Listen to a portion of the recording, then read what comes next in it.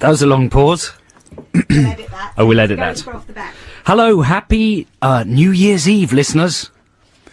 Happy New Year's Eve, listener Joe. Thanks a lot. Why don't we start when this man's left? Yeah. It's peculiar. Yeah, start. Thank you. Happy New cheers. Year. Thank Cheers, you. Jules. Man. Okay. Okay for it.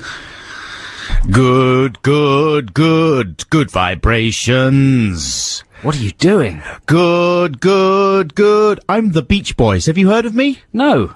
Yes, I'm a popular hang band. on a second. I have. You've got the nutty lead singer. I am the nutty lead singer. Are Yes. Good. I've been in bed for 5 years. Really? Yeah, I'm giant. I'm like a whale, and I'm very depressed. But I'm a genius. Where's this going? Nowhere. Man, I was thinking maybe a game we could play. Oh yeah. And I'd pretend to be different bands. I mean, I started off with an easy one because I sung the biggest hit there and I told you Yeah. who I was Yeah. very early on. But what do you think? Is it a New Year's Eve game? Are you drunk already? A little bit.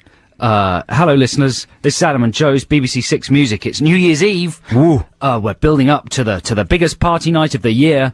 It's when I have a big party, or where's actually when someone else has a big party. I'm and gonna belch. I don't go. I'm gonna belch. Is that a problem? No, go on. Oh dear. It's a bit much, isn't it, for New Year's Eve? But it is New Year's Eve. If you- Exactly. Yeah. The conventional rules have been thrown out of the window. Excuse me. I'm so sorry about that. That's a revolting thing to do. Adam's out of control. I'm totally He's- out of control. He's making no sense. He's lost all control of all of his Faculties. of his wind output mechanisms in his body. My wind farms. The talking noises make no sense. The burping noises are out of control. But don't worry, I've got it together. Yeah. And we're with you now until 10 10 in the evening. in the evening. At which point, anybody with any sense will no longer be able to form any coherent thoughts. Listen, in a way, this is the best part of the whole New Year's Eve experience. It's true, isn't it? It's the build-up to the chaos. Yeah, because from around 10 until midnight, and certainly around the midnight hour, no one has a good time, really. No, it's a mixture of melancholy and kind of crazy, sort of sinking ship lunacy. We'll talk more about that later on, but right now, I think we should play a lot of music. We've got a lot of fun music lined up for you, Joe and It's all myself. upbeat. Yeah. No sad songs. We've picked some really good stuff that we hope you're going to enjoy, and right now we're going to continue as we mean to continue on. That makes no sense, but it's Devo here with Whip It. Ooh, that's Devo. Fantastic. With Whip It. This is Adam and Joe here on New Year's Eve. This is pretty much the end of 2007, so I hope you've made the most of it because it's almost over. I haven't. Have you not? I don't think so. Well, what did you want to do that you didn't do? All sorts of things. Whoa. What am I going to do? I'm going to have to do them now. You've got 5 hours left. 5 hours to do all the things I wanted to do this year. Yeah, but plus we've got to do the show. All right, well, let's get the show out of the way first. All right, then.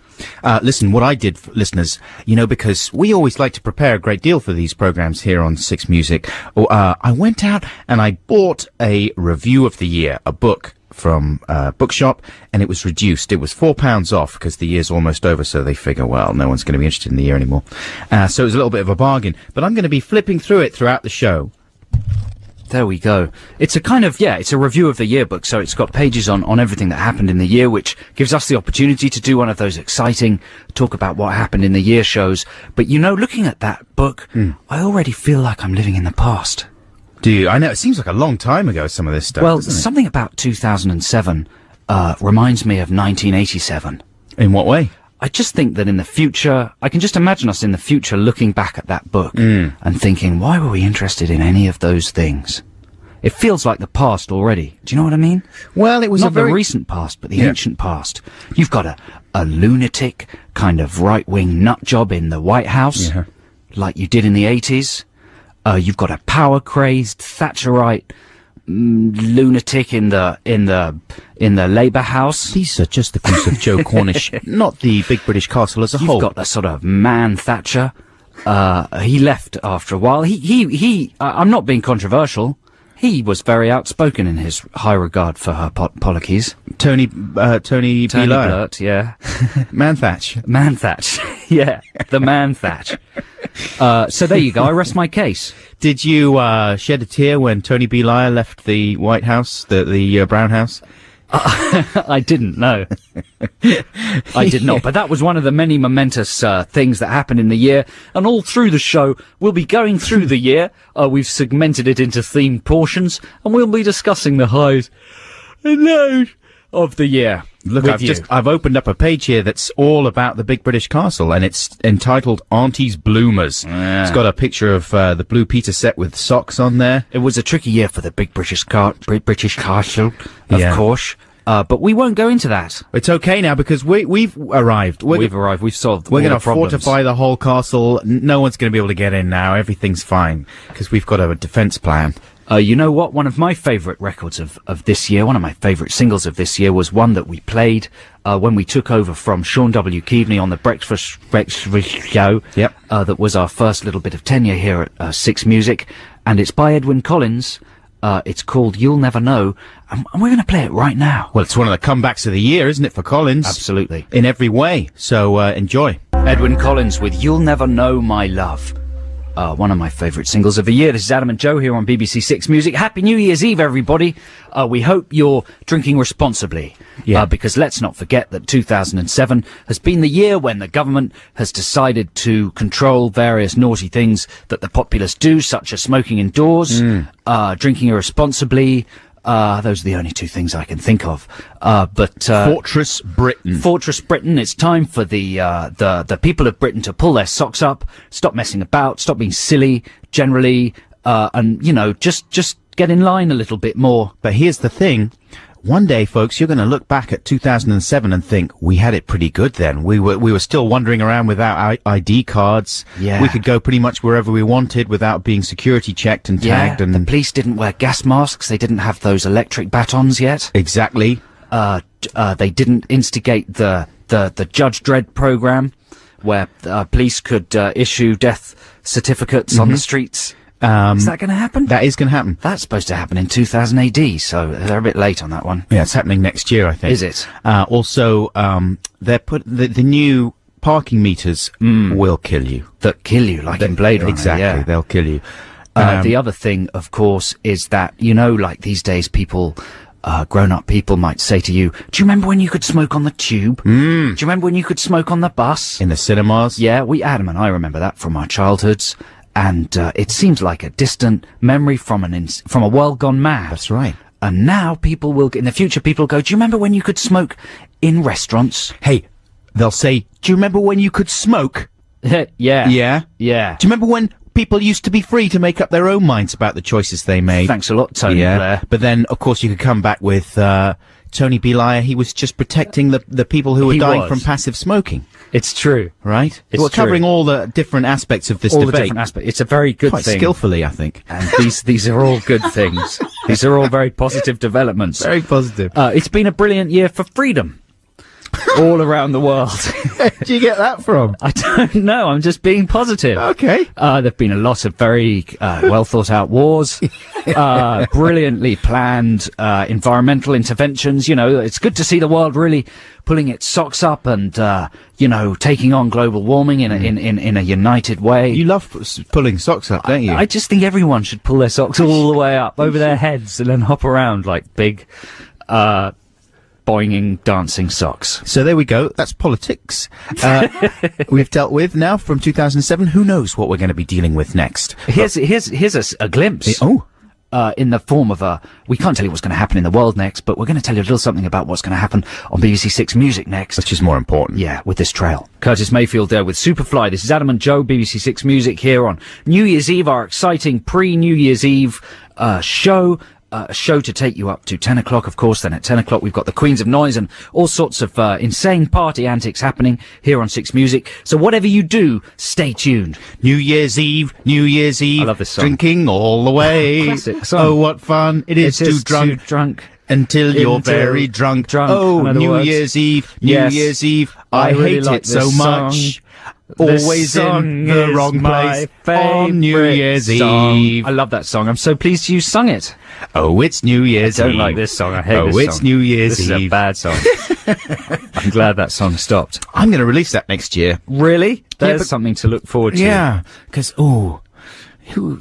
So what a year it's been, listeners, especially in the world of movies. That's right, the glamorous world where anything can happen, where CGI effects rule the world. Actors like Dame Judi Stench and Helen Mirren do all the business with the wigs, and it's a brilliant time to go to the cinema. Mirrors, isn't it? It's all Stench and Mirrors. In 2007, the cost of going to the cinema went up to £4,000 No way. per Malteser. That's too much. £4,000 for each Malteser. Each Malteser, not Can even you a believe ticket. that? How much is a that ticket? That sounds made up, doesn't it? Isn't it? How much is a ticket to the cinema? A ticket costs £20,000. That's too much. It's too much, isn't it? Unless you go in Peckham, where it costs 10p. 10p. But you will be killed. That's right, that's the So downside. those are the two choices. Alternatively, of course, there's the world of high-definition video, which arrived with a flash and a waz in 2007. And of course, there was a terrible feud between Blu-ray and HD and all sorts of conspiracy theories. Blu-ray, Ray Charles, Ray Davis, they all had a big fight. That's right, against HD. Helen Dickinson is the woman who invented that. And anyway, what a year it's been for movies. It's been the year of threequels. Spider-Man 3. Didn't like it. Pirates of the Spider-Man 3. Haven't seen it. Harry Spider-Man 3. Liked it. And Spider-Shrek 3. Disappointing. Disappointing. And Ratatouille. Liked it. Liked it. So I just said that I liked Harry Spider-Shrek. You just made that up. Also, Live 3. No, Die Hard 4 was out as well. 300. It's all the threes. It was all about threes. And also, Transformers 3. Right. That's not true. That's It's just not the true, first one, but there will be a third one. But a lot of threequels. Some of them average and some of them poor. But you've got to these days. You've got to celebrate the average. Otherwise, where would you be? Exactly. Exactly. Back in Peckham. Thorpe Park. What was your favourite film this year? Well, that's hard to say. Go on. One of my because I don't Just really go, have one. Well, my favourite film was. Well, my favourite film was David Fincher's Zodiac was one of them. Oh yeah, I enjoyed that very much indeed. I even forgot about that. I'm looking forward to the director's cut coming early in 2008. Well, I'm looking forward to the sequel for that one. Yeah, but we'll talk about forthcoming movies a bit later. I also enjoyed Superbad. That was great. Which ties in with the song we just played, were it to be called Superbad rather than Superfly. You know, Superbad, for the first time in a long time, I thought, what a great time to be a young person with these kind of movies. It reminded me very much of the kind of things that we used to see when we were youngsters in the 80s. Well, Judd Apatow is a similar age to us, so he's sort of recreating that John Hughes era, but with a little more swearing and graphic references to lady parts. But a lot more heart as well, I thought, like it's sort of, he's got his cake and he's eating it there, and it's delicious cake because it's got all the filth and the naughtiness that young people love. But there's also a real nice, feeling to the whole thing. Do you know what I mean? It's not creepy and yucky. Absolutely. One of my favourite scenes of the year like Porky's was probably Michael Cera and Jonah Hill declaring their love for each other at the end of Superbad. I thought that was very sweet. Anyway, listen, it's time for a bit more music. Oh no. Oh, what's the matter? What, are we going to play the B-52s? Yeah, but not Love Shack. I'm saying oh no, because I just can't believe how good this is. What's your problem with the B-52s? Oh, nothing. Oh no.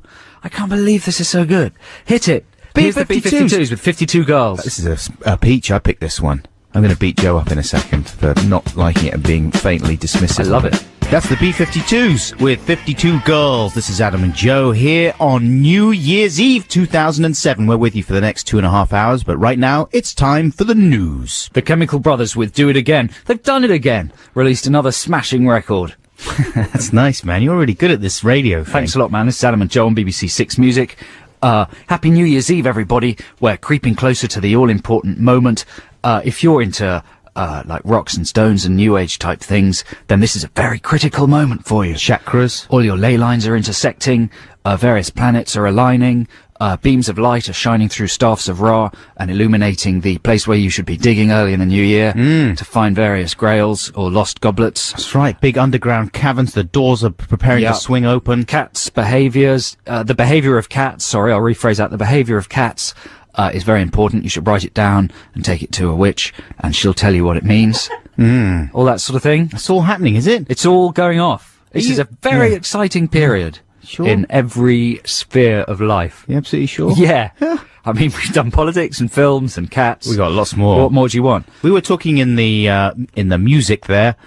Just Joe and myself, we were dancing around. I tried to kiss Joe, he backed away. And then we had a little bit of an awkward moment. But then after that, when the conversation got going again, we started talking about the stupidest argument that you've had all year. That's true. And that conversation was connected to our chatting about the year's movies, because one of the stupidest arguments I had this year, I very nearly fell out with a good friend of mine because he preferred Knocked Up to Superbad, and I much preferred Superbad to Knocked Up. Now, Superbad didn't make such a dent, did it, really? Came and went. No, in the UK it was released concurrently with another film, maybe even Stardust or something, and it was buried by whimsical fantasy. The swearing and boobs were overpowered by whimsical fantasy, and it kind of died a death.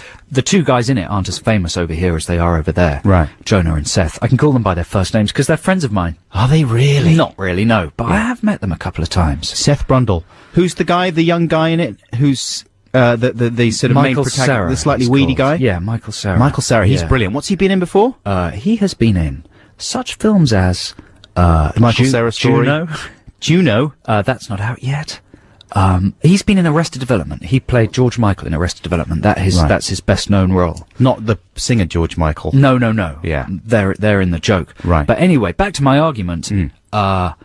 Do you know that thing where you're very enthusiastic about a film, and by being enthusiastic, when you're enthusing about it to someone, you can almost see them not liking it, even though they haven't seen it? Yes. Because what's happening subtextually, if I may be so pretentious, oh, I'd love you to be, is that one's claiming the film as one's own, right? And the other person goes, "Oh, it's like Joe's just licked that film all over." Well, both of us have had that as well. We don't like being the recipients of something that's been overhyped if we haven't seen it. No, I guess that I guess that kind of thing happens in a marketing sense as well. But between two friends, if a friend of yours enthuses too much over an album or a film, it's like they've had a bite of the biscuit. It's a bit of a turn off. Like they've taking a little pop on it. Taking a little pop on it, yeah.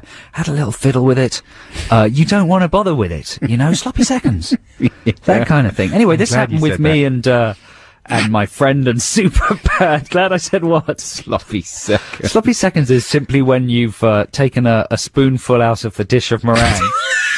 That's where the phrase comes from. And you got meringue all over your your face. And you're the face. second to take the meringue, and they've merely made a bit of a mess of it. Not a meringue, a fondue, or a blancmange. Or a mousse. A banana. A banana spit. That's something else. And move on. Better play some music. No, quickly. I want to hear the end of the argument. Well, that's it. So I was really enthusing about Superbad. He went to see it. He came back with kind of a long face and a slight look of disgust in his eye, as if he thought less of me for liking it. And then I sort of developed this idea that he was boring for not liking it, because in my mind, Knocked Up is a fake subversive film. It's supposed to be about, about an anarchic guy who gets a woman pregnant, but actually it's a bit like a modern version of the Steve Martin film Parenthood. Right. They're both lovely films, but it's actually a very conservative proposition. Yeah. Well, It's they about always giving are, everything up and settling down. Whereas Superbad is genuinely quite like subversive and anarchic, I reckon. About male friendships and stuff. Yeah. But in saying this, I've taken it onto the level of a basic schism of political and lifestyle views, fundamental ideological views. Which that's a fundamental. Oh God, let's New Year's Eve. New Year's Eve. But you know what I mean? It became, I do, yeah. It became such a kind of heavy thing. It was more than disliking the film. It was like, I don't like you anymore. Oh, that's horrible when that happens, man. It's sort of, we couldn't help it. Have you resolved it now? Oh, completely, yeah. Oh, good. I'm glad. Incidentally, folks, if you haven't seen Superbad, you should. It's amazing. It's really a lovely film. Yeah, I'm sure it'll do very well on DVD. One to catch on DVD. That's right. Yeah. And here's a track that I've chosen for you. It's been played a lot everywhere, and especially on Six Music. In a row. But have I? No, that was Chemical Brothers. I didn't choose that one. Yeah, you chose the B-52s, though. Stop it, Willie. You've got stuff coming up later. We've both got 6. Oh, I do, actually. I've got a good one coming up. Yeah. Anyway, this is one of the albums of the year. I'm not sure it was released this year, though, was it? It came out, in 2006, and it was sort of re-released and did very well.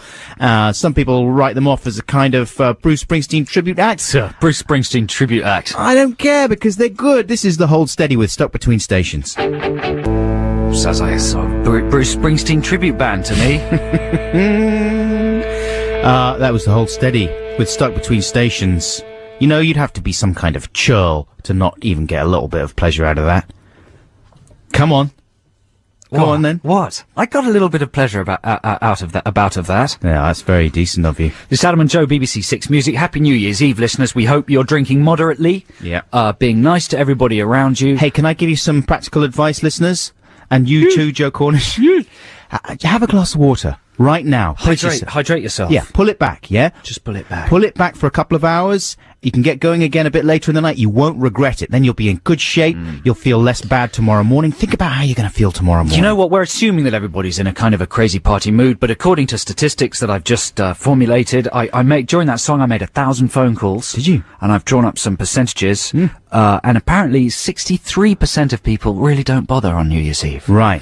They're tired, they're partied out, they just have a bit of an early night, maybe a little drink with a close friend, and just take it easy. They might do some praying. Yeah. Maybe they don't agree. No. Maybe they don't even drink. You know, they might just don't drink. They might have a cup of Yeah, cocoa. this awful lump and cliche that everyone's getting drunk and making a mess of themselves is an awful lump and cliche. It is. It's What a lump. an awful lump Look and at the cliche. size of Look at it. the size of it. And it's not backed up by those statistics that I recently made just up. invented. But you know, I usually just have quite a quiet time. Yes, no, that's generally what I'll do. I'll come back from church and I'll kneel down and I'll pray to a You'll selection put on of... that shirt with the spikes on the inside. That's right. I'll pray to a selection of gods, and then I will write. Cadbury's gods. Yeah, I'll do some writing. I'll write a couple of poems. This is I'm not doing it tonight because we're doing the show, but this is what I would normally do on New Year's Eve, and then I'll have a half a glass of tea. Really? Yes, and then after that I'll lie down on a person. Which way up will you be? The wrong way round. What do you mean? Oh, I see, with your feet on their head. No, my head on their feet. Your head on... That's the same. Is it? Yeah. Who is this person? I can't tell you.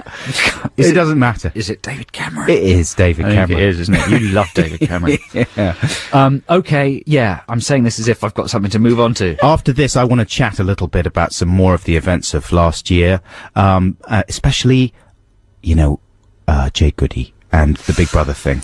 I think we should, because obviously it's been talked about and dissected endlessly, but I really think the public need to hear our opinions on the subject. Okay. So after this, which is our producer Jude's favourite single of the year, is that right, Jude? Yes. This is Of Montreal with Suffer for Fashion. There we go. Well, that was an abrupt ending. It was a little abrupt there. The band are called Of Montreal. How very rude. The song's called Suffer for Fashion. It's our producer Jude's favourite record of the year. She's obsessed with those people. She loves that She cannot guy. stop going on about them. Favourite gig of the year, On she and said as on well. and on. We'll talk about favourite gigs of the year in a second, but first, Joe Cornish, I don't know if you know this, but there's been a massive race row. What? On the programme Big Brother. That seems like 1,000 years ago. Doesn't it? I wish it was. Yeah. Did you watch that show in the end, the whole Jade thing? Yeah, I watched the race row, but that was it. Then I've drawn a line under Big Brother in life in general. Yeah. I hereby promise that What was I will never watch it ever again. What was your little epiphany there that stopped you? 'Cause Just you had used to enough. like those I just shows. had enough. If you eat one sort of food, like if you ate wagon wheels non-stop for a week, Oh, I've done that. you probably wouldn't be able to eat them again, right? Well, you could do a documentary about it. I like Morgan Spurlock style. There's another yeah. thing to talk about. Right. Later. Remind me about that. Okay, But, I'm writing it down in the minutes. But I'm sick of it. Absolutely. And I think sick it's of it. about time that channel dropped that show. I think it's killing them. But people like the show. Only idiots. No, man, wait, whoa, No, wait, hey, whoa. I'd no insult to people. I'm not saying you're an out-and-out idiot if Yeah. you watch Big Brother, but certainly for the time that you're watching Big Brother or talking about it, you are an idiot. Now listen. And I think the people that watch that are Heat magazine readers. And I think he's going for broke. I'm going for broke. I just think that kind of thing's over. I think it's yesterday's news. I think it was brilliant about 3 years ago, 4 years ago. It felt new and exciting and interesting. Now it's time to move on. But it's not just the novelty, man. I know what you're saying. There's times when you watch those things, it's totally unedifying and you feel dragged down into the dirty place. But occasionally, not so much with the whole Shilpa Jade thing, because it was a kind of insane, hysterical construct about her being racist. She's mainly just daft, not so much racist. But the whole racism thing is out of control in lots of different ways anyway. But the previous year, the whole Barrymore one and the George Galloway thing, That you couldn't have written that stuff, man. Hey, that was the previous year. That was like a play, amazing play. And sometimes you watch those things, and it really is an incredible insight into what makes people human that you don't get anywhere else, really. Yeah, you may be right. I'm just saying personally, You know, Ed, from my point of view, at the end of the day, when all's said and done, lads, sport.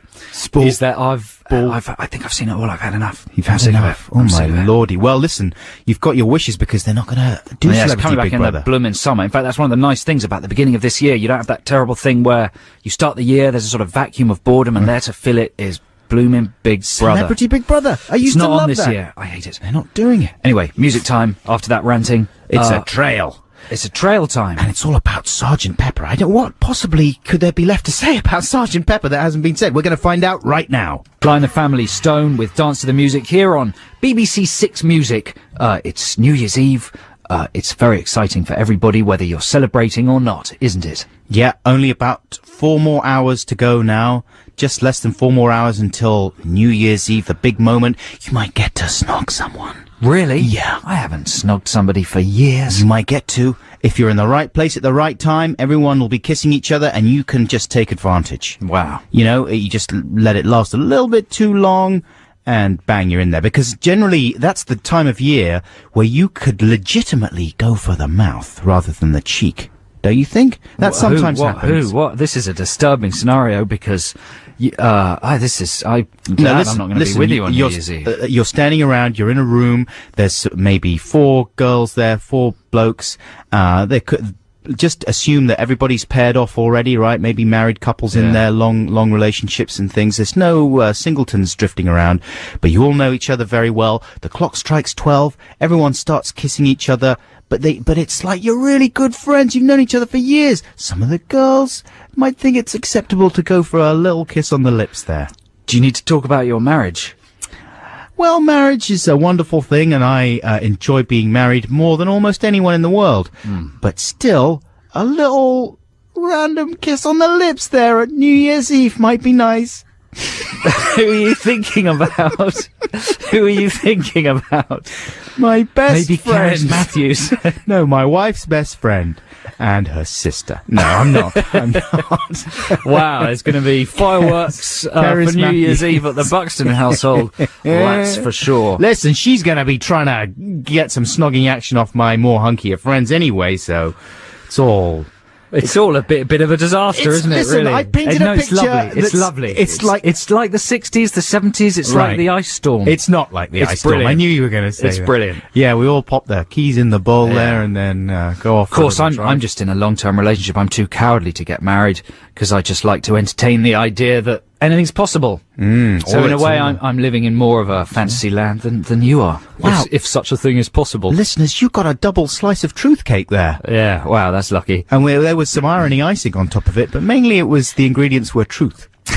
I wonder what David Bowie's doing on New Year's Eve. That's a good. I wonder what David does.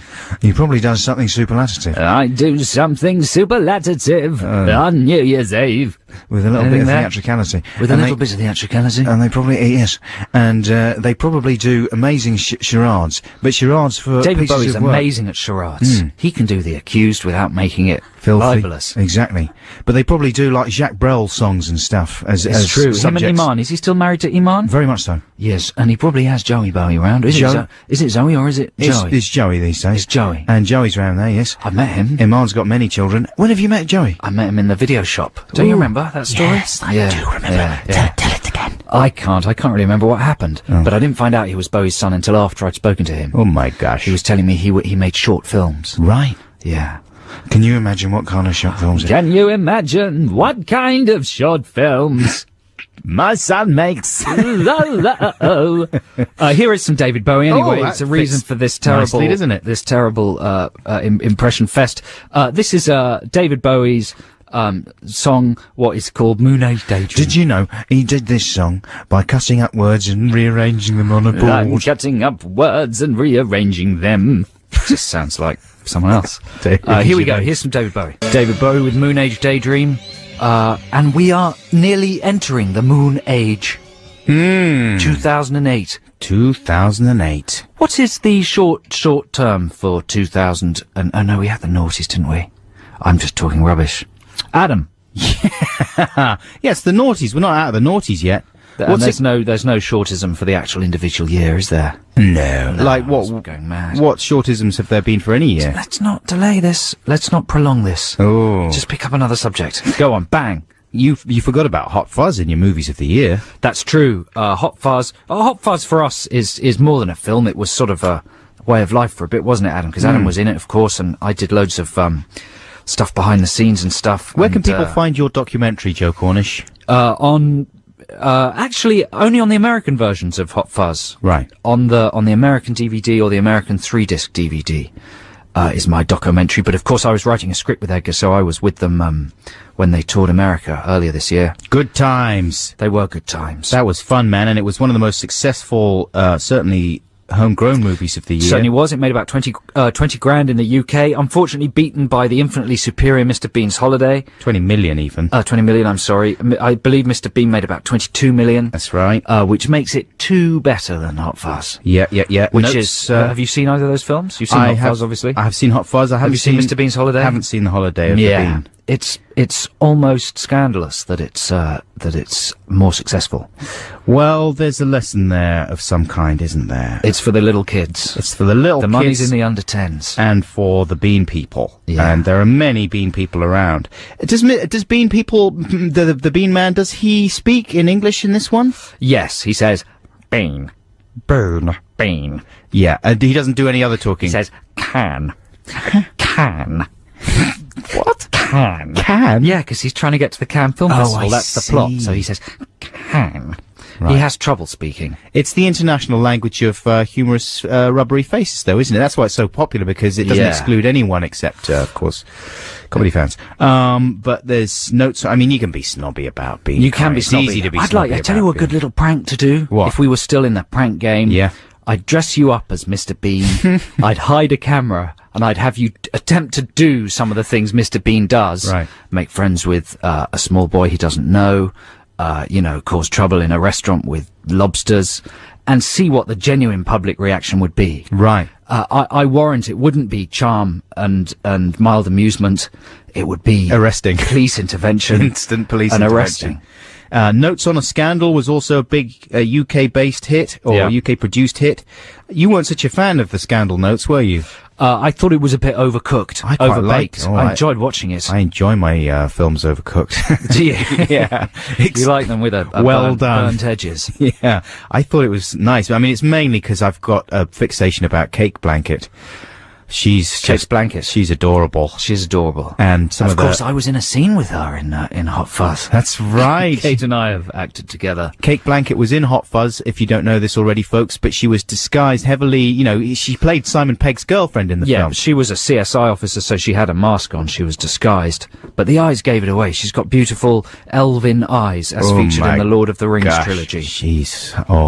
I'd be happy with some Cate time. Some New Year's Eve. Some blanket naughty action. Right, now, more music. Would you like a disco classic, Joe Cornish? Oh, yes, please. Here's Donna Summer then for you. I'm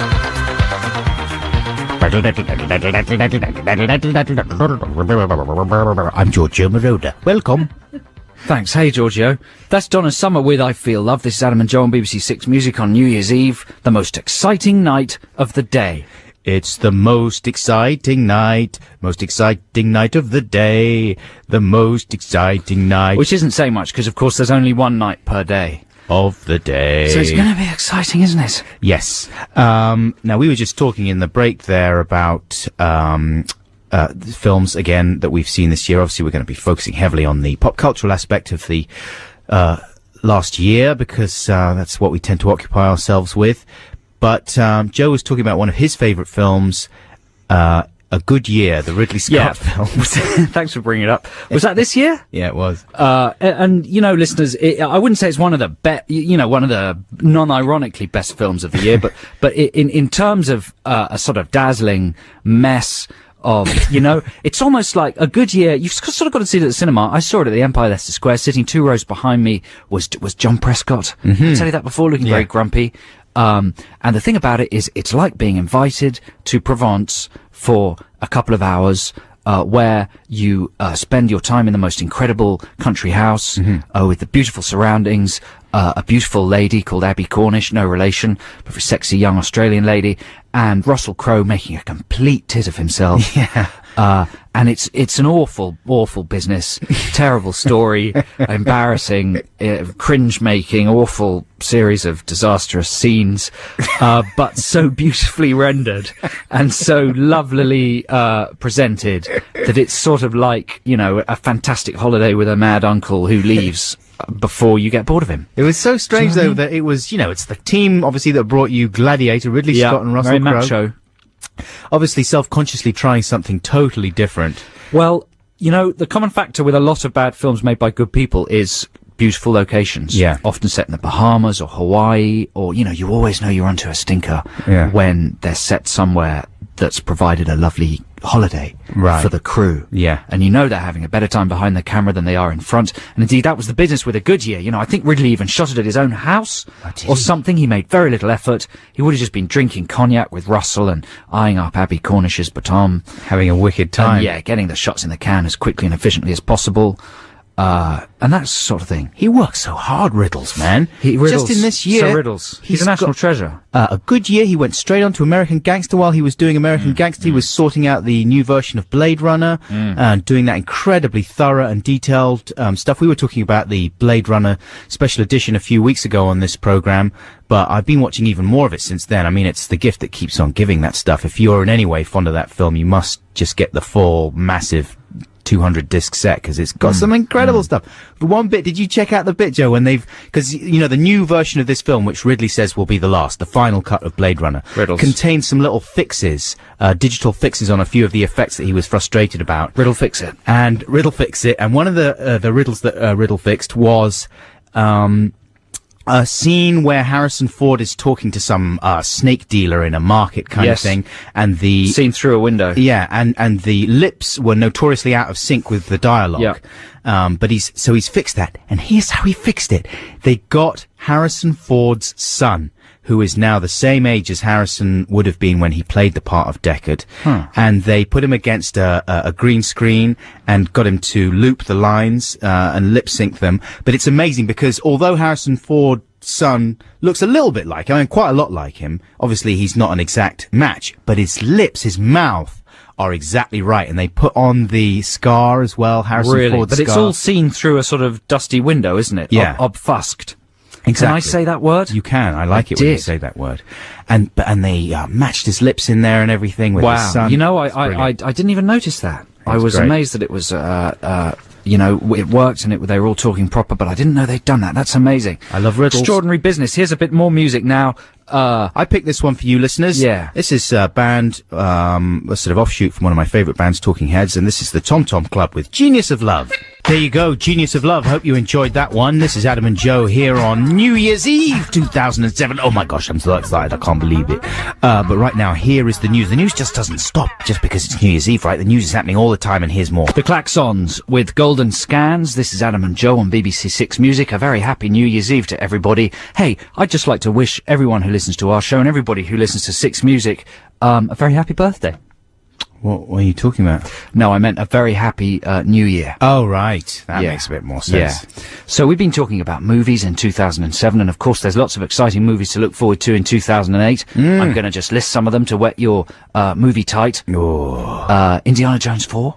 Is that coming out next year? Yeah, it's March, is it? Or May? I think it's May. That's gotta be rubbish. No, surely. It's gotta be good. Surely rubbish. Come on, anything with Harrison. Who's the young protagonist? Shia LaBeouf. It's LaBeouf. Shia LaBeouf. Could they please have a slice of LaBeouf? Oh, this is delicious.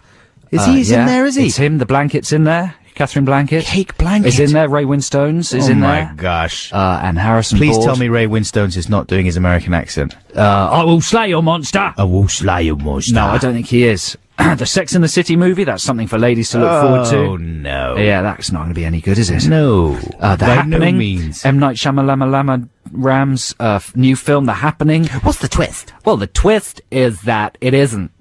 It's got no twist. No, it just isn't. Oh. But I can't tell you what is, because that would be giving it away. What? The happening's about when plants take revenge on humanity. Oh, Dave the Triffids. A little like Day of the Triffids. Oh. Hellboy 2. Hellboy 2. Speed Racer. Is Hellboy 2 the same director? Yeah, it's Guillermo del Toro. Oh, well, that'll be interesting. He then. made Pan's Labyrinth, you know, he's a good one. Speed Racer by the Wachowski brothers. The Wachowski brothers. Yeah. What's Speed Racer then? Is that the cartoon? Yeah. It's a kind of hyperkinetic, live-action, digital, multicolored, fake fest. That does not sound appealing. Get Smart with Steve Carell. Yeah. That wasn't a big show for British people. Not over here, but it was it? over in America. Yeah. The Smurfs movie. Oh, you're joking I'm now, not aren't joking. You? Are you joking? No, a three-dimensional CG rendered Smurf movie. Your kids, Adam, will be loving that. They pretty much won't. I'm sure they won't. Oh, Sweeney Lord. Todd, starring Johnny Depp with Sweeney, the demon barber of where? I'm Fleet Sweeney Street. Todd the barber. Wicked I tell the tale of Sweeney Todd. He served a dark and a hungry god. Yeah, used I to love love that, Sweeney. didn't I you? love Yeah. Sweeney Todd. I'm really looking forward to that. I don't think it's entirely the Sondheim musical, but it's a few Sondheim songs and then some new ones. Right. Johnny Depp singing. What's she called? Claire Barnett. Debbie O. Mags. Yeah. What's he called? Phyllis O. Potato Sack. I've no idea who you're talking about. None. Tim Burton's wife. Oh, Helena Bonham Carter. Janine yeah. Potato Sack. Janine Potato Sack. She's in it, doing the East End accent. Don't do it, Sweeney. Don't slice his throat for the pies. You'll have us in the nick. It's Russell Brand. That kind of thing. Yeah, he should be in it. Having modelled himself on Edward Scissorhands, of course. Well, He's exactly. kind of like a weird one. And it's directed by Burton, is it? Burton, yeah. Oh, there you Burton's go. menswear. Harold and Kumar 2. Harold and Kumar. Yeah. Thank goodness. The wait is over. Rambo 4. No. Yeah, get with it. Stallone's Yeah, back again. Stallone. It's very good. The trailer for Rambo 4 is very good. What's the premise? The premise is he's living in the jungle. Some kind of liberal do-gooders pass through his jungle camp Yeah. to try and rescue somebody from some band of guerrillas. Right. Don't do it. You will die. And they ignore him and they go in and they try and rescue them and Rambo has to go in and save them. And in the trailer, he kills about 50 people. Does he? Slices their heads off. Not do-gooders, though. He's not killing do-gooders, No, is he? he's killing the baddies. Right. Cloverfield. What's Cloverfield? AKA Monstrous. It's about a big creature that stamps all over New York and it knocks the head off the Statue of Liberty. That's a strange title Yeah, for a J.J. film. Abrahams produced. You're very out of touch, Adam. I'm very It's out all of the touch. it's all the rage on the internet. Cloverfield. Cloverfield? Yeah, there's a trailer. Oh, the twist is it's all shot from Handycam. It's like a sort of high budget Blair Witch, but instead of a witch, it's like New York yuppies at a party when a massive monster invades New York. Ooh. That's supposed to be quite good. People That are very sounds excited about that. Narnia 2. The Chronicles of Banania. Oh, my Lord. The new one from Pixar, Wall-E.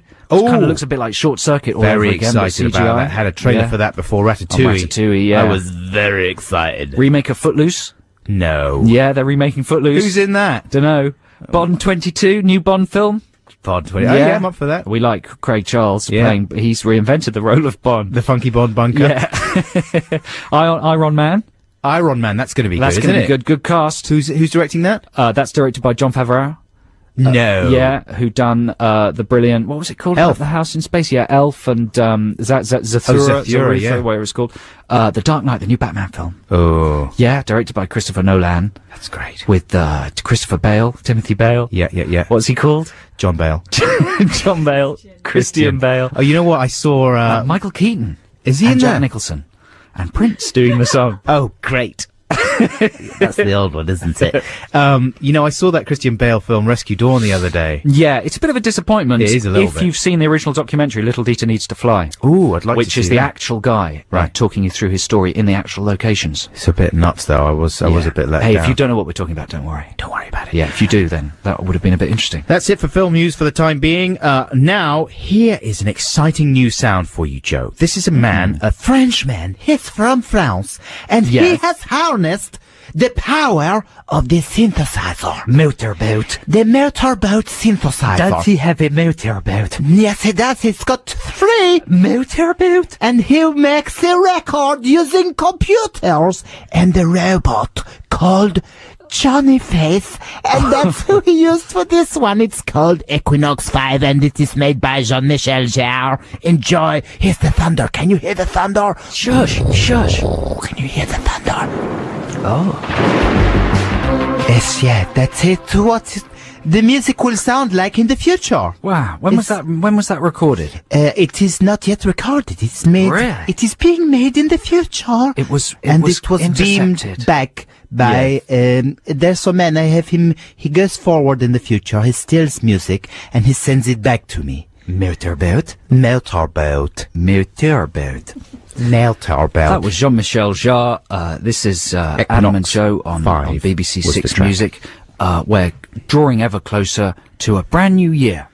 And it's time for many people to make a clean start. Young offenders, people who've been in trouble with the law, people who've just had a frightful time. Amy Winehouse. Yeah. Pete Doherty. Carl Barat. No, actually, he's fine, isn't he? But Amy Winehouse's dirty spouse. Right. The dirty spouse of Amy Winehouse. It's time for British sportsmen to make a fresh start. Because Adam and I know nothing about sport. No. But there's one thing I do know. 2007 was a disastrous year. Was it? England have been knocked out of almost all major, what's the word they use? Sports. Next year. And, you know, it's disturbing for me because I like to do my shopping when major sporting events are happening because the shops are emptier. That's true. And all the sport billies are going to be all over the place next year with nothing to do. Right. Like, you know, confused people. Oh, yes. I didn't know. I thought England had won some cricket earlier on, didn't they, last year? Wasn't that the year before? I think it might have been the year before. Everyone was celebrating for a bit. Oh, because they thought they were going to do well in the rugby, Yeah, that's the thing, you know, English sports fans just don't get, there's only one of you, don't get so excited. Right. Because it's that very excitement that ruins it. Yeah, the Henman factor, they call it. Yeah, if we just assumed we're going to lose, then we might win. Yeah. As soon as you hear pundits getting excited about Britain's chances, you know it's hopeless. That's why we have to celebrate people like Eddie the Eagle. You're very dismissive of that, though, aren't you? Yeah. What? Yeah. The cult of the loser. The cult of the underdog. Anyway, that's our sports section for sports news. Fans. We do one a year. That's this year's, and we'll do another one at the end of next year. Sports news. Now, we're going to move this. Well, this is just going to be a short link for you folks, okay? Because we want to keep the party happening. Yeah. Are you going to be dancing with anyone at the party tonight, Joe? Well, you know, tonight I'm going to be at the Royal Festival Hall, seeing the super furry animals, and they're going to take over the whole place with all sorts of, bits and bobs. And yeah, hopefully, who knows? Are you more excited about that? I'm planning to get wrecked. Are you? Yeah. Is it going to be the bobs or the bits that are going to get you most excited? I intend to bob the bits. Right. And will you dance? Do you dance? I can't remember if you dance or not. I dance. I'm a big fella, though. Yeah. I'm like a kind of a squid spinning on a stick. What sort of, if you could compare your dancing style to a well-known dance type person, who would that be? It would probably be Jamiroquai. Would it be? Yeah. Like in the Virtual if he'd had a video. son with Mr. Tickle. Right. And that I would be that son, and if he was dancing, but couldn't. Yeah. That would be it. I'm like a kind of midget Shaun Ryder. No, like a short like people bears. are lucky, man. I'm not saying you're short, but people of average height are lucky because they can dance badly, but no one will see them. If you're tall, there's no hiding. Right, I just shuffle from foot to foot. I do the sort of Bez thing, except with without the maracas, and I'll be doing it to this song right now, folks. Here's a little blast from the end of the 80s. My gosh, it's amazing to think this was the end of the 80s. There you go. Fool's Gold by the Stone Roses. It's Adam and Joe on BBC Six Music, celebrating the year 2007, the year that's behind us, the year that's gone. An exciting year for us because it's when we started here on BBC Six Music, quite late in the year, wasn't it? It was, yeah, it was very late. In a way that this year's been a kind of warm-up for us. And we're just getting into our stride. Towards the end of next year, we're really going to be in our stride. I think we will have boiled off by the end of next year. You reckon? Yeah, we'll have a kind of a peak for a weekend, possibly midsummer when everyone's on holiday. Yeah. No one will hear it. By then... Then it'll go downhill. Right. Or one of us will have been fired. We will have put our foots in it somehow, said something, either... Our foots? Yeah. Feets. The feet will be put in the it, and maybe something very, very racist, or something really disgusting. You'll say. Yeah, both of us probably. Or maybe just something like really sexy. But really, that's so arousing. Yeah. It'll be banned. It'll be banned. So it won't actually be rude or explicit, but it'll be just such a sort of sexy arousing thought. Yeah. Like what I said about the moose earlier. I think we may have done that with the moose. You're also talking about Blade Runner. Joe was saying it that well after we were talking about Blade Runner. Hey, no. Well, you can think during this song. Think about how you might phrase that in a clean way. All right. This is a obscure nugget from the past. It's by a group called The Mob. This is a great track. It's called I Dig Everything About You. That's The Mob with I Dig Everything About You. This is Adam and Joe on BBC Six Music on New Year's Eve. Just to fill you in case you're wondering, folks, it wasn't that dirty what we were talking about before about Blade Runner. Joe was just saying he wouldn't mind getting involved in a little sandwich between Sean Young and Harrison Ford in their tryst there. There's a deleted dirty scene on the Blade Runner Special Edition DVD. And yeah, I just like little it. replicant sandwich. Yeah, with some exactly. Hey, one of the funniest bits, not to dwell on this Blade Runner thing, but one of the funniest outtakes on that DVD is all the different endings. Obviously, they had a big problem with the ending. The studio didn't like it being downbeat. That's right. So they shot this thing with Deckard and what's she called? Rachel is the robot. Yeah, Rachel in their little hover car, their little spinner, zipping off into the lovely countryside. Going for a dirty weekend. Well, kind of getting away. Yeah. And they've got all sorts of alternative exchanges between them. And the worst one, because of course one of the most famous kind of unresolved things is he a replicant? Right. So this ending that they didn't use kind of gives it away. She turns to him and goes, I guess we're made for each other. That's right. And then they give each other a very long, pregnant pause, just in case you don't get the resonance of that statement. Yeah. Made for. Yes. By a robot-making man. Yes. Anyway, that's enough Blade Runner stuff. Let's keep the music flowing, shall we? Keep the music flowing. What have we got now, Joe Cornish? We've got Ike and Tina Turner Corner with River Deep, Mountain High. That's the Clash. Should I stay or should I go? That was the point at which a lot of Clash fans were beginning to think, I don't know, I just don't know. And then it was on that commercial, the jeans commercial. Do you remember that? Yeah. And then everyone else started thinking, I don't know about that. Either. I just don't know. But I always liked it. Thought it was quite good. Quite wicked. Hey, this is Adam and Joe here. Less than 3 hours to go. Oh my gosh. Before the bongs start belling the big bongs and the bong gets passed round and then Terry Wogan explodes and all the dust starts falling down from the shelves and fireworks go off. Fireworks are one of the best aspects of New Year.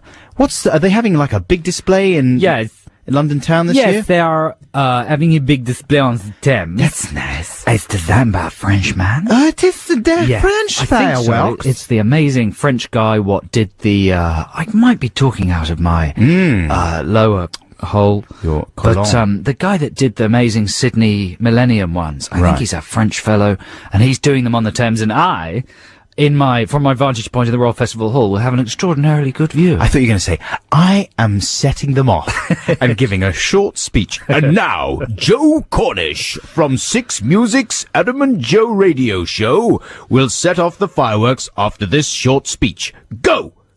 London, London, London, I, Joe Cornish, command you all to dance! That'll be it. Yeah. That's the fireworks going off.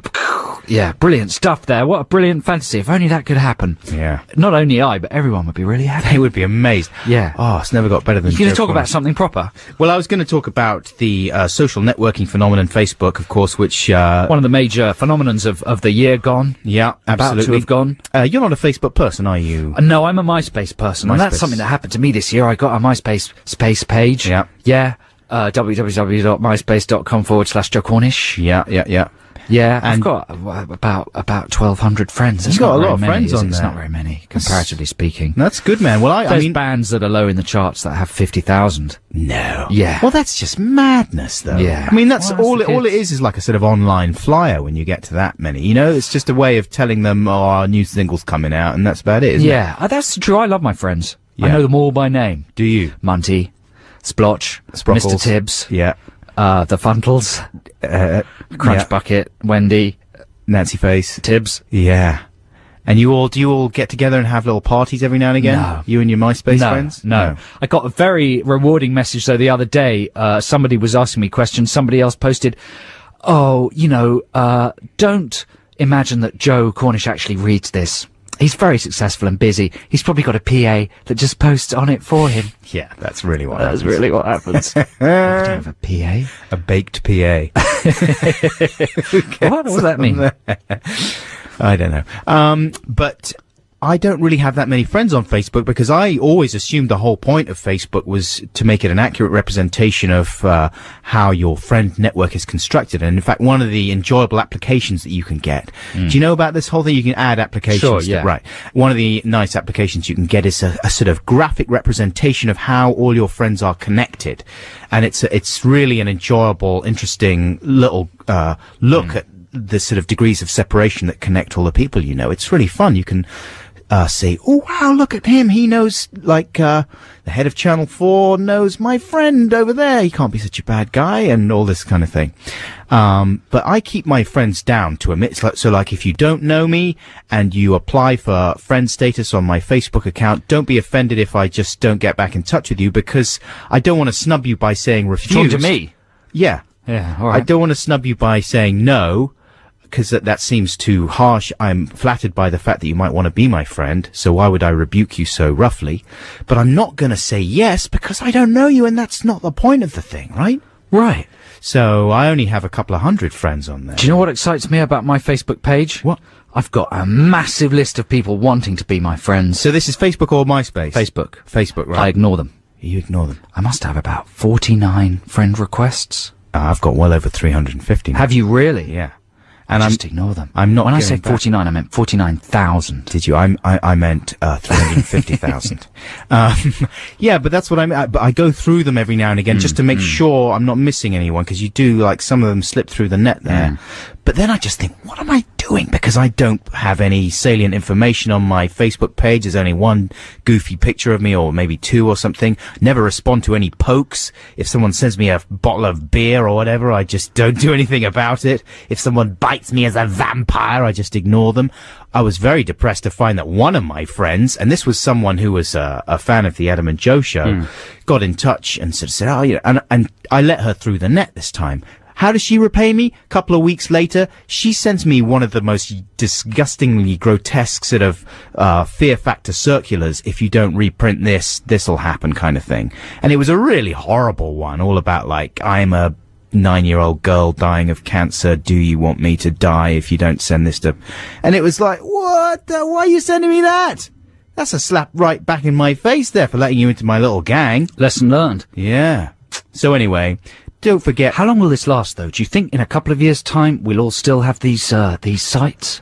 It'll mutate, won't it, somehow? Do you think? Yeah. But no, I'm sure it's here to stay for a little while, because it's a good, enjoyable way of wasting your time. But, folks, if you want to be my Facebook friend, don't worry about it too much. Just go to my website, okay? adam-buxton.co.uk. That's what it's all about. It's not about the prodding and the free beers and the vampire bites, okay? Now, more music. Here's one that I chose for you, folks. This is Them, featuring Van Morrison, as it says prominently on the CD, just in case you're worried about who them are. But this is from his old R&B days, starting out in Belfast. Was it Belfast? Yeah. And this is a cover of Bobby Blue Bland, rhythm blues classic, Turn On Your Love Light by Them. Yes, thank you. That's delightful. Them, featuring Van Morrison, with Turn On Your Love Light. Hey, this is Adam and Joe here. This is the last hour of our show, but don't forget that the Queens of Noise are coming up to take you from 10 o'clock until the midnight hour here on New Year's Eve. I wonder what Van Morrison is doing on New Year's Eve. Drinking Quite heavily. Drink? Van Morrison? Getting quite grumpy. Hard to believe that he's still Having drinks. an argument, probably in some kind of fly-blown pub somewhere like in Mickey Ireland. Rourke in Barfly. Yeah. And or Shane MacGowan in that documentary about Shane MacGowan. Do you remember when he was in the pub there and he starts singing? Pub? Where's the pub? I love that. Love that, Shane. So, of course, we're having we've had a brilliant idea for this show, which is to look back at the year's activities. Yeah. I thought of that one. Yeah, no one else is doing it. And of course, 2007 was the year, spoiler alert, that Harry Potter died. Oh, yeah. Of course, everybody bought the new Harry Potter book. He died? And, discovered that he died. Shut up. That Ron Weasley beat him to death. Right. With a crockle stick. A crocklebat. A crocklebat. Yeah. Because he was jealous of the fact that Harry Potter had full sexual intercourse with Dumbledore. Yeah. So, and what a shock. I mean, loads of kids loved that series of books.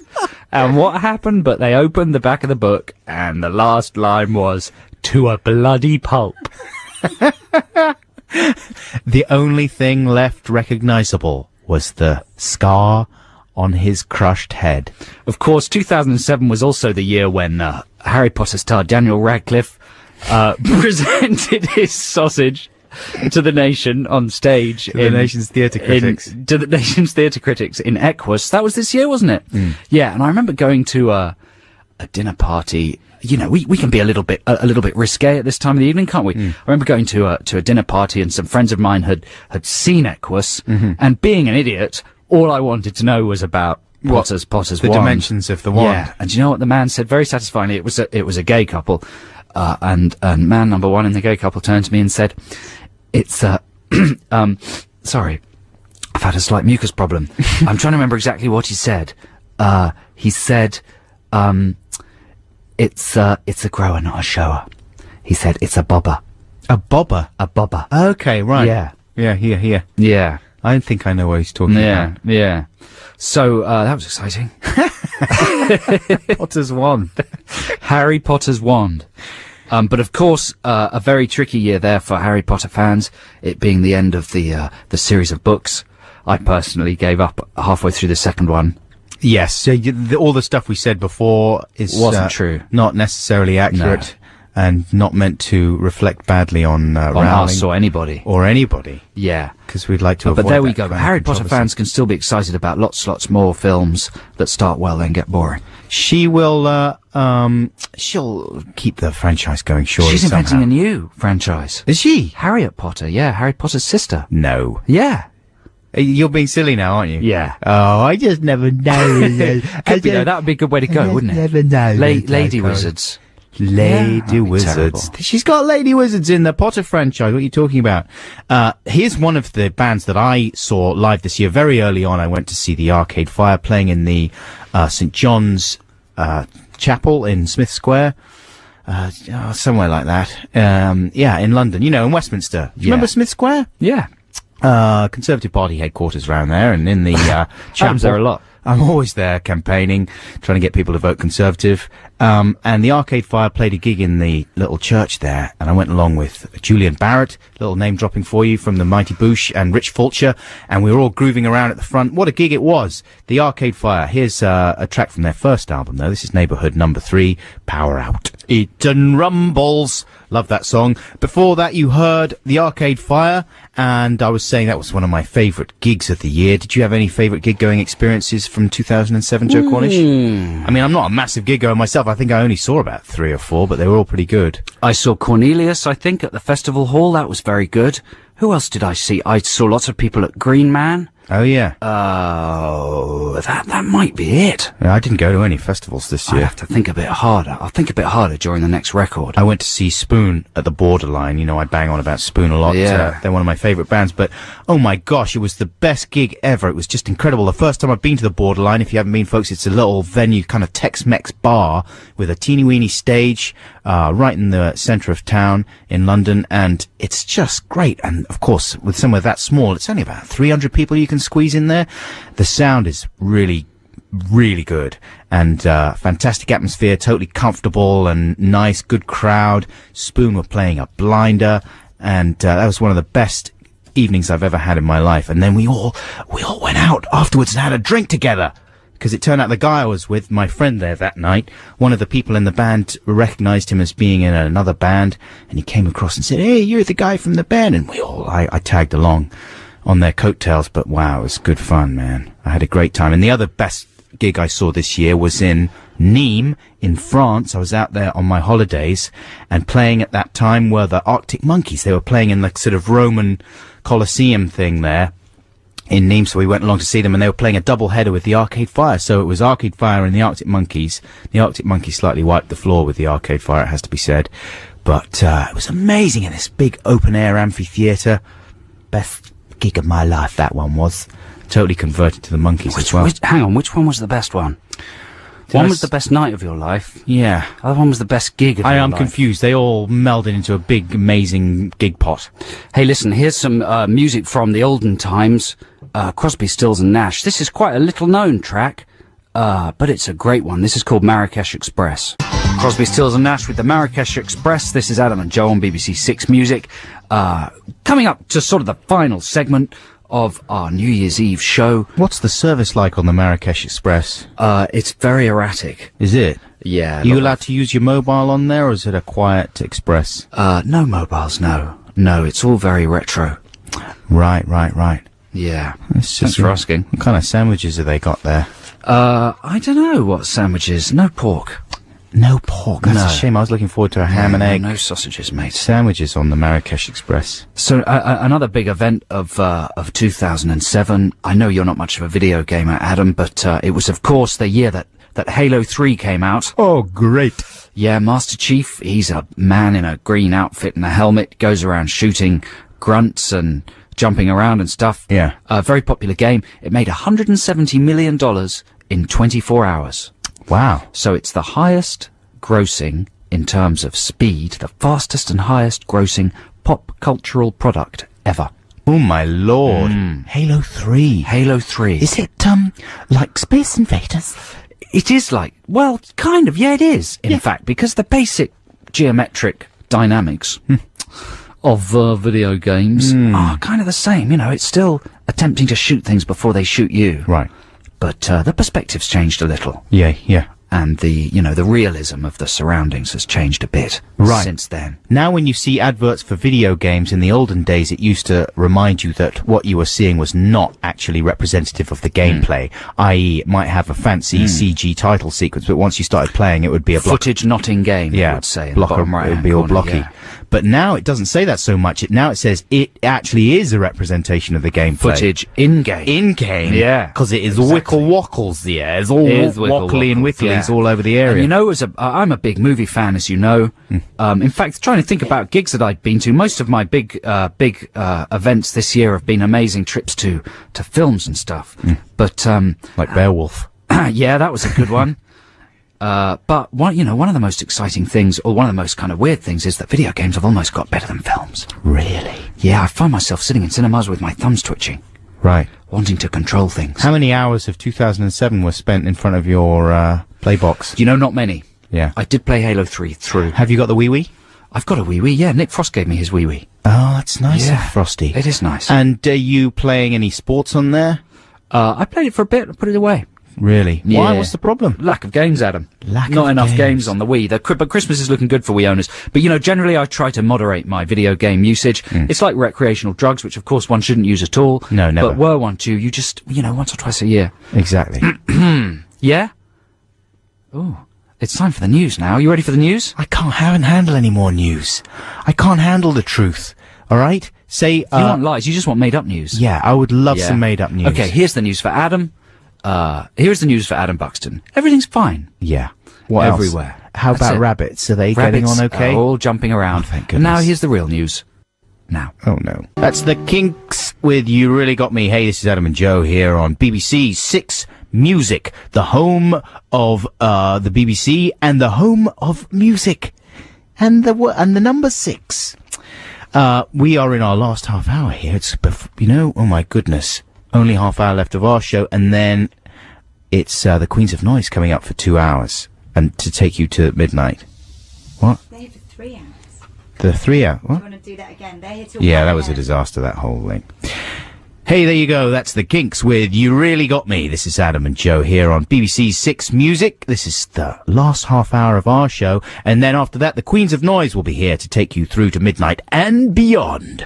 Now, we were talking about television there while the music was playing a little bit. And we were grooving around to the music. Yeah, we're not just ignoring the music. We were grooving and jumping about and talking about television at the same time. What were your TV highlights this year, Joe Cornish? Well, I enjoy Flight of the Conchords. Yeah. I've sort of fallen out of love with telly this year a bit, Adam, I'm afraid. Oh, dear. But the only thing I found myself watching was To the Manor Bowen To the on Manor Living Bowen. Television, Oh, which with- is a reality series about Lawrence Llewellyn Bowen's family moving to the country.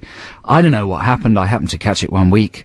Then I pressed series record, and since then it's become sort of like eating, I don't know, processed cheese or something, or a big chocolate, mousse. But back to the chocolate mousse. Big chocolate man. Yeah. But my girlfriend and I are quite obsessed with that. And, but yeah, Flight of the Conchords I like their songs a great deal. They could speed it up a bit. They could speed the whole thing up a bit. Oh, come on. No, I'm being pedantic. It's good, man. But it's that school of comedy where everything's fed out very slowly, which we should do more of. In fact, we probably do it anyway, don't we? Not to say that what we're doing now could be described as comedy, but when we do proper stuff, you know? Yes. Yeah. Anyway, Flight of the Conchords, brilliant. Highly recommend it. What else was good? Armstrong and Miller. That was very good. That was like a Smash. return to old school, proper, solid British sketch comedy. Exactly. Not too catchphrasy, properly thought out, nice and posh. Really nicely produced, well written. Yeah. They're hilarious, man. That was some of the best Very stuff good. I saw. What else was good? I felt like there was a lot of good stuff on this year. I'm trying to think of it now, though. Oh yeah, Peter Serafinowicz's show I very much enjoyed. Well, I enjoyed the Jungle show, but things like Doctor Who and Life on Mars, which were the biggest stories on TV in a way, never really grabbed me, I must say, that much. Have you ever watched Life on Mars? No. I'm told it's amazing. Everyone says to be amazing. It's really, really good. I spent most of my time watching American stuff on DVD, like The Wire and all that sort of business, which I really dug with a massive, great shovel. And also I got sucked into, still dragging on with things like the Mystery Island program, Lost. Sort of looking forward to seeing that come back. But Heroes 2, I felt like a jerk. I felt like a jerk for watching season 1 of that. When that one came back, that was stinking the whole room out. I got out of the Heroes box. Really? Yeah. And then, what was the other one that was similar to that? Prison Break. Very disappointing series 3, I thought. Prison Break, he had trouble, didn't he? He got in trouble with the law, the man in that. I'll tell you about that during the next song. In real life, you mean? In real life, yeah. And Heroes, the creator of Heroes, admitted that they'd messed up the second series. Certainly. There was a big piece in an American magazine with him, accounting for his, what's the phrase for his sins? What's the phrase? Atoning? Atoning, that's right, for the sins they'd done in the first half of season 2, saying that they'd messed it all up. And pledging to recover. Too little, too late, mate. Sorry. But what how does the writers' strike affect all this stuff? Because I noticed Prison Break has gone on hiatus now. For Christmas. No one's allowed to write. Yeah. We can't be sure. They might have resolved it by tonight. Who knows? Yeah. But as of recording this transmission, it's unresolved. It's unlikely to get resolved over Christmas because everyone goes home and stuffs their turkeys. Yeah. And stuff. But it's looking a little bit bleak. Oh my lord. Yeah. But anyway, I'd love to have a pre-prepared list of TV highlights to look forward to, but I don't. For next year, I've got nothing. Good. Got absolutely nothing. I know that there's going to be a new series of Flight of the Conchords, so I'm looking forward to that because, that's an absolute smash. And hey, my show's going to be on BBC 3 in January. Me Box, the pilot, and who knows, that might even get commissioned. Wow, that's exciting. So, all that to look forward to. Let's play some more. Some Pet Shop Boys. This is called West End Girls. You might have heard it. It's a kind of depressing song about being alone and gay in Soho in the mid-80s.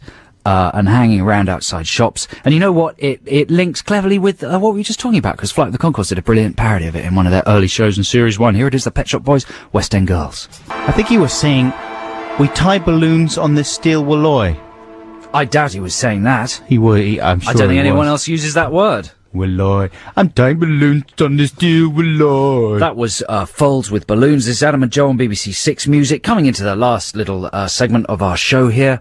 And of course, from 10 o'clock, you can listen to the Queens of Noise playing all kinds of exciting. Well, they're having like a big party. They're and having they've got a party. We haven't been invited. We've been told to stay away. We've been told to get out of Actually, it because I have been invited. Have you? Yeah, but you haven't. Oh no, because we're not sexy enough apparently, or I'm not sexy enough. Joe's being allowed in. You figured it out. Yeah, but they'll be playing all sorts of exciting party music and all sorts of crazy, probably chit chat and talking. Oh. And bands are going to be playing live. It's going to be all over, exploding all over the shop. All sprinkly. From 10 till midnight. And then, of course, at midnight, everything changes. What happens? The world changes. Oh. It's a new year. All genetic material in all living beings and tissues renews itself. Snakes shed their skin. All that kind of thing goes on. It's a brand new world. And I'm going to tell you right now, I'm getting my life together. Really? Yeah.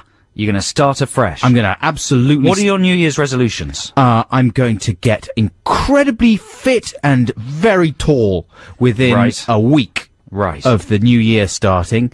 And also, I'm going to stop torturing people. Right. Because there's just, it's just wrong to get information out of them like that. I'm not going to do it anymore. Not even if I really want to know stuff. I'm not going to do that. What about you? My New Year's resolutions? Yeah. Oh, man.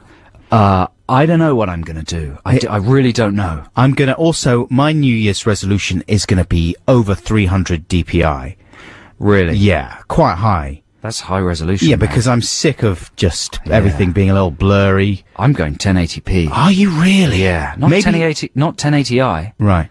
Not 720. No. Or 450. That's a really... I'm going full high definition. That's a brilliant resolution. Yeah, thanks, man. You'll be able to see every detail. You'll be able to see the blackheads on my nose. Oh, wow. And the hairs on my ears. Yeah.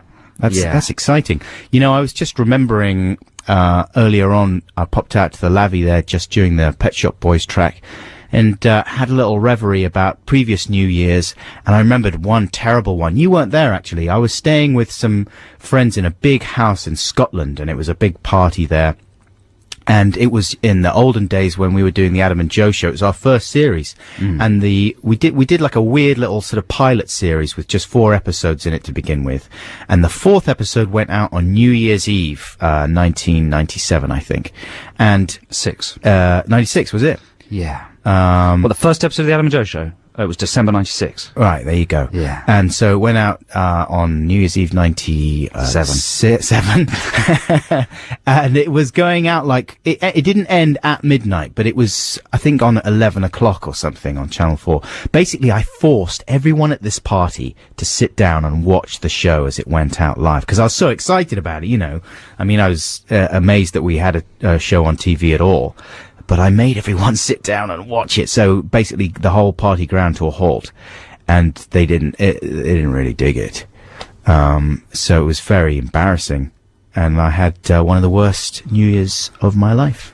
Great. It's a little story great there for you. upbeat story. We're going to play a bit more music now. Yeah, this is a smash. You know, again, I was talking about, what was it? The Clash. People sort of worrying about them selling out when they did Should I Stay or Should I Go? This was around the time that the Doors were losing it, as far as Doors fans were concerned. But again, I always had a soft spot for this one. This is from the album Soft Parade, I believe, and it's a track called Touch Me by the Doors. There you go, that's the Doors with Touch Me. Hey, this is Adam and Joe here on Six Music. That's almost it. Well, that's pretty much it for us here on New Year's Eve. Stay tuned for the Queens of Noise. They're coming up for 3 hours of madness and mayhem to take you through midnight and into 2008. But that's pretty much it. We're going to be back in the new year, of course. I mean, next weekend even, we'll be with you folks. So don't despair. Okay? And of course, you might be listening again to this show. It might not actually be New Year's Eve for you at all. Imagine that. It's confusing, isn't it? There's no such thing as time anymore. What, with the internet? They've got rid of time. There's no such thing as kind of, you know, the social gelling of media.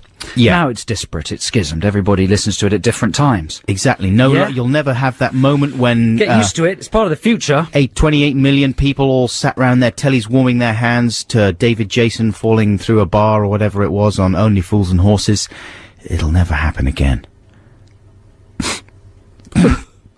I think it's not true, actually, because that thing, Cramford, is it called Cramford? Right. Millions of people are watching that. That's got the biggest ratings in the world. It's sort of Victorian comfort food. Yeah. And you know what? Millions of people listen to this. No. No, you're right, they don't. So this has been Adam and Joe. Thanks very much for listening. You know, the record we're going to play out with is a kind of a hippity-hoppity record by Common. And, you know, things have been a tiny bit solipsistic on the show this week because we haven't had our usual features, so we've done more than our fair share of annoying name-dropping and that sort of thing. And I would go into a spiel about why this song means things to me, but I'm not going to. But I like it anyway, and it's one of the big hits of the summer. Go on, you can go into your spiel. It's New Year's Eve. Oh, it just reminds me of driving around Los Angeles. With Miss Daisy. With Miss Daisy, yeah. My white, elderly charge. Yeah. Who is racist, but you know, in a way Sweet. that's sweet and sort of anachronistic, so I don't really mind. And they're making a film about it Really? in the past. Yeah. Who's going to play you? Brad Pitt? Not Morgan Freeman would be better, I think. No, he's not good looking enough. Isn't he? It's Brad Pitt Okay. playing me. Good. I can't wait for that. Yeah, it's exciting, Is isn't that it? coming out this year? It's tipped for Oscar success. Right. Yeah. And they should. Oh, here's what they should call it. JoJo's Drive Machine. Yeah. Are they You gonna- think? Yeah. I think they should call it that. Or Driving Miss Daisy. Yeah. No, JoJo's Drive Machine. JoJo's Drive Machine. Yeah. Is that it then? That's pretty much it. Well, Happy New Year, listeners. Thanks a lot for bearing with us if you have for the last 3 hours. And we'll see you over the other side of the new year. Yeah, listen, have a fantastic evening. I hope it all goes well for you, whether it's New Year's Eve or whenever you listen to this show. And thanks so much for listening to us in general here on Six Music. We can't wait to be back with you in 2008. Yeah, here's our last record. This is by Common. This is called The People. Love you, bye! Bye.